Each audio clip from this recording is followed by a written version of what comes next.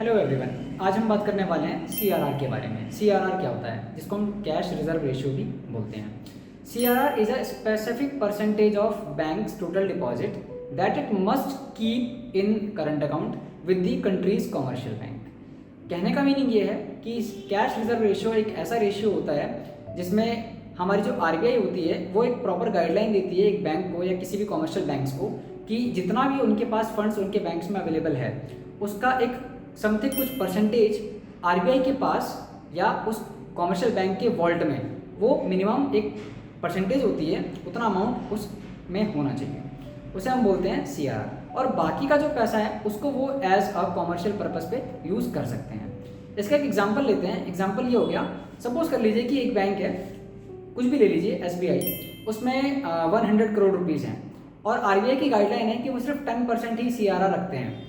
तो 100 करोड़ का 10% एसबीआई को सीआरआर के तौर पे रखना पड़ेगा, बाकी का वो लेंडिंग के पर्पज से या और भी कोई कॉमर्शियल एक्टिविटीज़ हैं उसमें वो यूज़ कर सकते हैं। तो दोस्तों इसी को बोलते हैं क्या, सीआरआर। और वो जो सीआरआर के तौर पे जो रेशियो के तौर पे जो पैसे रखे हुए हैं उन पैसों को कॉमर्शियल बैंक यूज़ नहीं कर सकता है as per the guidelines of RBI. बाकी का पैसा वो यूज़ कर सकता है बट जो सीआरआर है उसे यूज़ नहीं किया जाता। और ये क्यों किया जाता है? सीआरआर जो है वो कंट्रोल ऑफ क्रेडिट का एक बहुत बेस्ट एग्जांपल है। इससे जो मनी सप्लाई है उसको हम कंट्रोल कर सकते हैं।